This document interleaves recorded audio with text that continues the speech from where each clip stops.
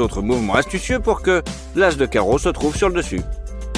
Et voici comment j'ai procédé. Sous le premier as se trouve le deuxième as. Alors je pousse l'as du haut vers le bas et celui du bas vers le haut.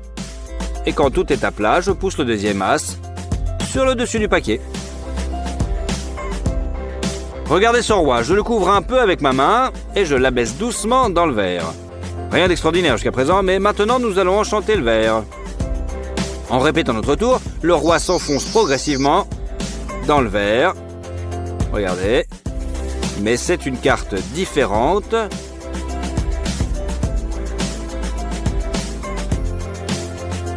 Qui se trouve dans le verre.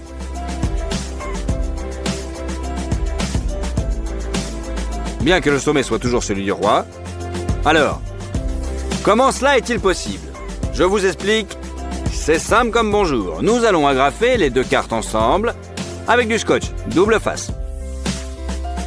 Et lorsqu'elles seront descendues dans le verre, il suffira d'approcher la carte du dessus pour que la carte du dessous soit visible. C'est là tout le secret.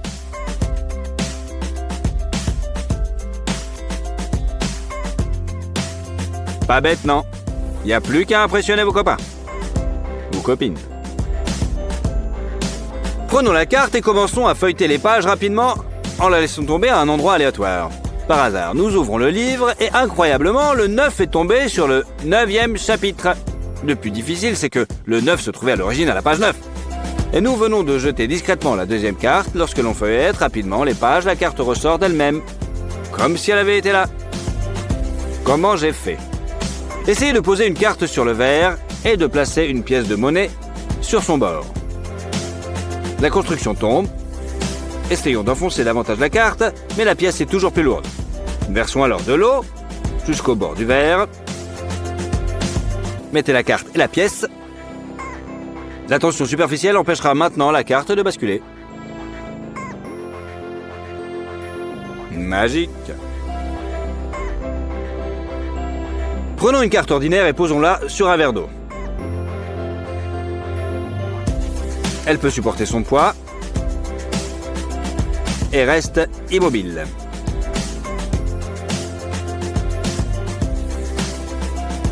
Comme vous pouvez le voir, il n'y a ni ficelle ni support. Juste une carte ordinaire.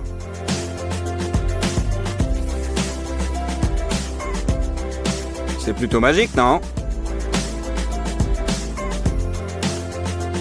Alors maintenant, le secret. C'est que la carte n'est pas tout à fait ordinaire. Elle est double et sa moitié rétractable sert de point d'appui supplémentaire. Simple comme bonjour. Souvenez-vous de ces deux cartes. Je vais les placer au hasard dans le jeu. Un peu de magie et je retourne le jeu dans l'autre main. Mais ces deux cartes sont toujours dans l'ancienne main. Ce sont les mêmes, n'est-ce pas? Le secret de cette astuce réside dans le fait qu'il y a 2 exemplaires de chaque carte dans le jeu. Lorsque nous avons retiré les premiers exemplaires, les cartes sont restées en haut et en bas du jeu. Un mouvement adroit des doigts lors du lancer de ces cartes reste dans mes mains. C'est tout. Vous avez compris, j'espère? Ou je réexplique? Allez à vous, magicien en herbe. Prenons un paquet de cartes tout neuf. Tout juste sorti de sa boîte. Maintenant, on prend le 10 de cœur.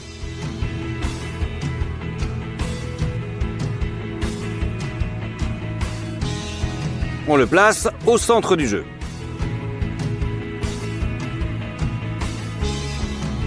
Maintenant, remettez les cartes dans la boîte. Et c'est là que... Maintenant, la magie commence. Je vais sortir un indice de la boîte avec mon esprit. Regardez. Abracadabra, abracadabra. Le voilà. N'est-ce pas astucieux, non? Pour ce tour, nous devons découper une fenêtre comme celle-ci dans quelques cartes. Je vous montre.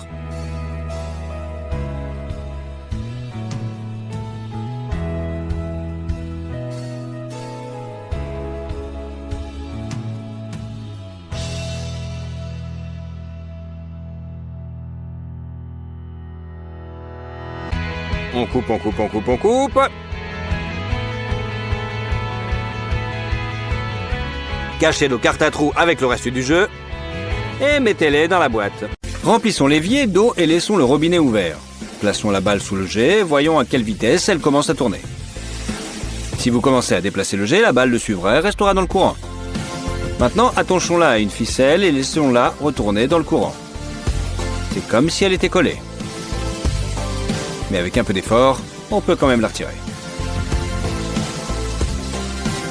Si votre balle de ping-pong est bosselée, il vous suffit de la plonger dans l'eau bouillante pendant quelques secondes pour la redresser.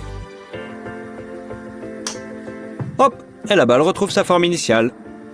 Vous pouvez à nouveau l'utiliser.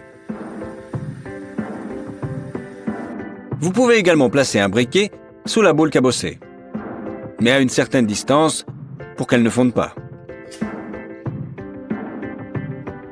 Vous voyez qu'en quelques secondes, elle reprend sa forme initiale et rebondit comme si elle était neuve. Pas mal, non? Allumez le sèche-cheveux à sa puissance maximale et placez la balle dans le courant d'air. Elle commence à flotter dans l'air, se déplaçant de haut en bas. Elle reste dans le courant même si vous inclinez le sèche-cheveux. Ajoutez une deuxième boule et elles flottent toutes les deux.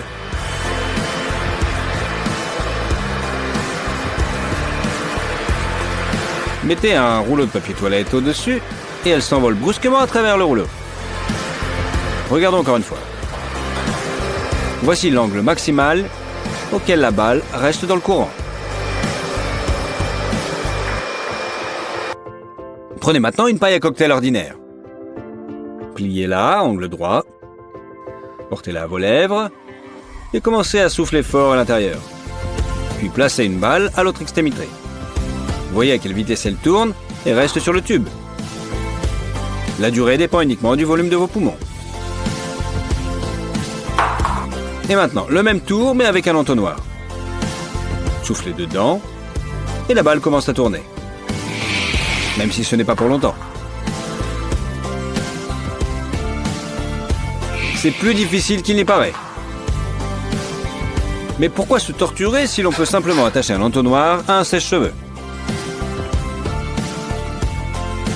Voyons ce que cet appareil peut faire.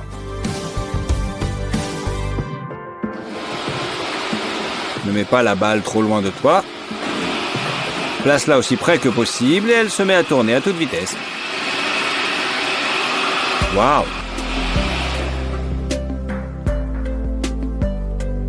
Voyons à quelle hauteur une balle rebondit habituellement et si l'on lui donne pas d'accélération. C'est plutôt pas mal, mais il est sûrement possible d'aller plus loin. Bien sûr que c'est possible. Prenez un verre d'eau plate. Il ne doit pas être trop grand.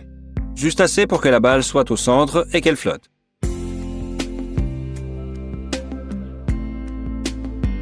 Lancez le verre et la balle s'envole littéralement vers le plafond.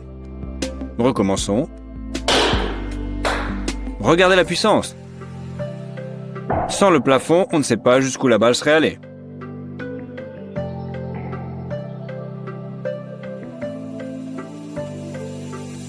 Avez-vous déjà mis le feu à une balle de ping-pong? Comparons son processus de combustion à celui du papier. C'est une flamme puissante. Elle la fait même bouger. La balle brûle tellement plus vite que le papier, qui l'eût cru? Impressionnant, dites-moi. À ne pas recommencer chez soi.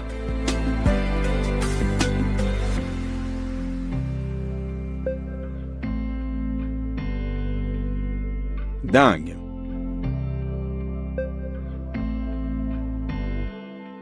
Nous prenons maintenant une balle et la découpons en petits morceaux à l'aide de ciseaux.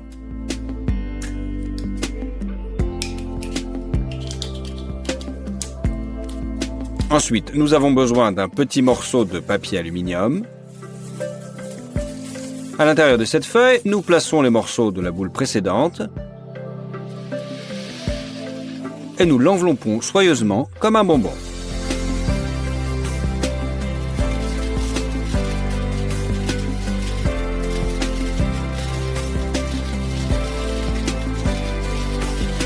Ensuite, Nous appliquons une autre couche de papier aluminium. Elle aussi, bien serrée. Maintenant, plaçons notre bonbon dans un aquarium vide. Mettons le feu et commençons à chauffer progressivement la feuille d'aluminium jusqu'à ce qu'il y ait soudainement de la fumée. Enlevez vos mains et regardez. Des flammes jaillissent comme dans un lance-flamme. Voyez-vous comme c'est beau au ralenti? Mais surtout, n'essayez pas ça chez vous. C'est comme avoir un vrai dragon cracheur de feu dans un aquarium.